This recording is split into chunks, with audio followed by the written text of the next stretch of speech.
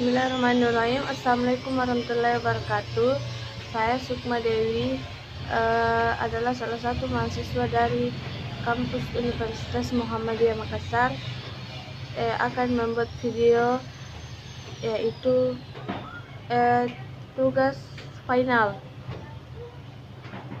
Video ini saya akan buat, yaitu saya akan menjadi seorang guru. Jadi, dalam hitungan mundur, saya adalah seorang guru. 3, 2, 1. Assalamualaikum anak-anak, apa kabar hari ini?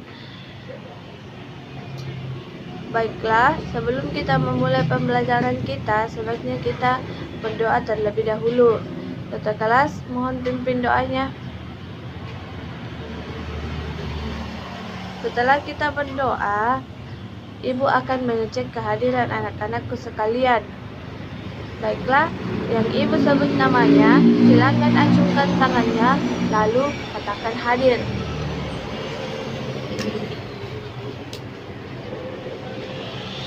Fatin Fareha Ulfa,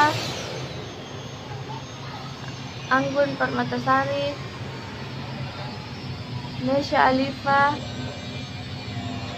Farmila, Nurlina, Ebit, Arfian Pratama,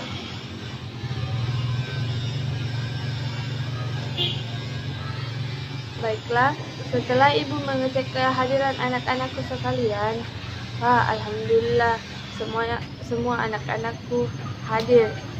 Kehadiran ini terus dipertahankan karena sebentar lagi kita akan ulangan. Jadi ketika Ibu menerangkan, perhatikan baik-baik supaya pelajaran mudah dimengerti. Jadi ke sekolah tidak rugi, kita ke sekolah dapat ilmu. Jadi orang tua yang membiayai kita tidak rugi juga. Baiklah, tidak usah terlalu banyak.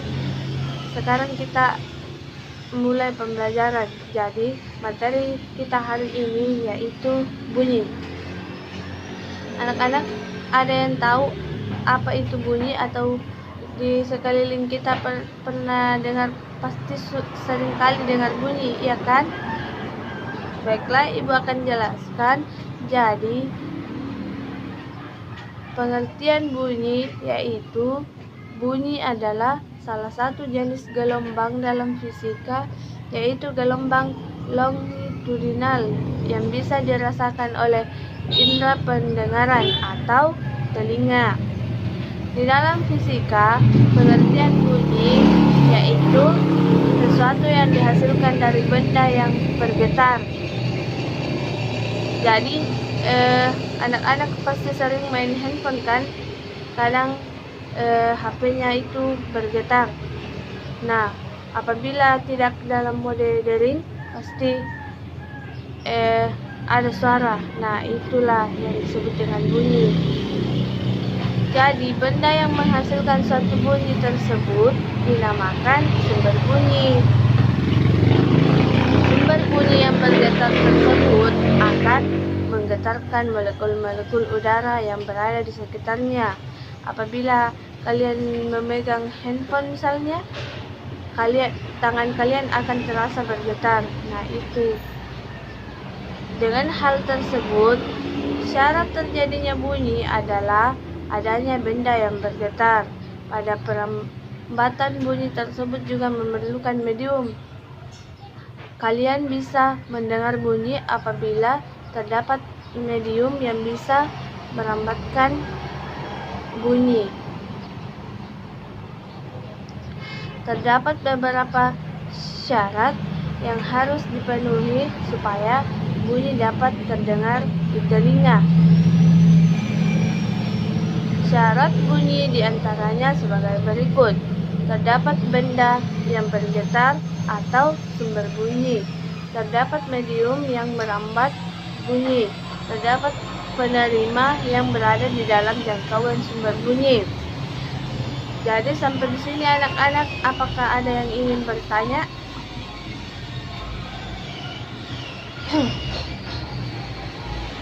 Oh iya, jadi pertanyaannya seperti ini. Kalau kadang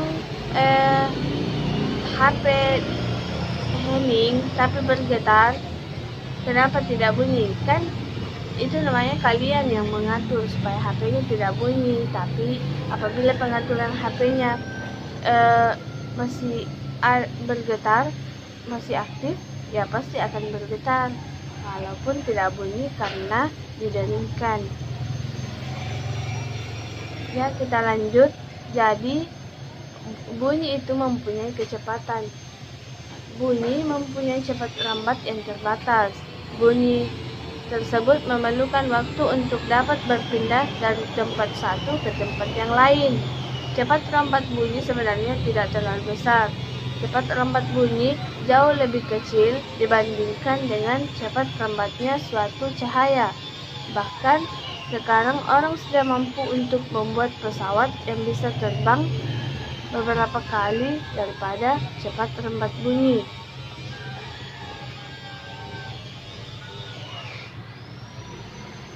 Baiklah anak-anak, sekiranya itu yang bisa ibu jelaskan. Baiklah, apabila tidak ada pertanyaan dari anak-anak sekalian, ibu akan membagi kelompok 4 kelompok, yaitu kelompoknya terdiri dari 3 orang. Jadi setelah ibu membagi kelompok, ibu akan memberikan tugas dan yaitu memerhatikan bagaimana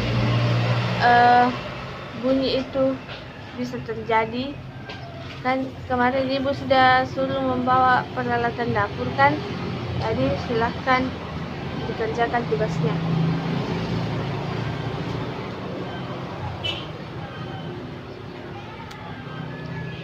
Setelah selesai mengerjakan tugas,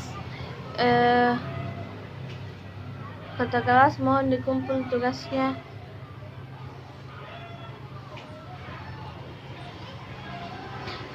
Nah, anak-anakku sekalian sudah paham kan tentang bunyi? Jadi pertemuan kali ini sudah berakhir.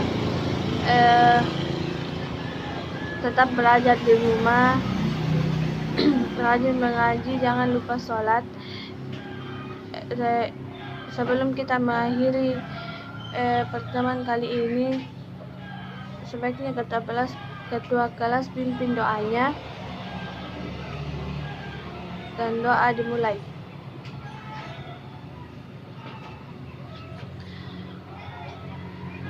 Baiklah, setelah anak-anakku pulang dari sekolah, langsung pulang ke rumah ya, jangan singgah-singgah.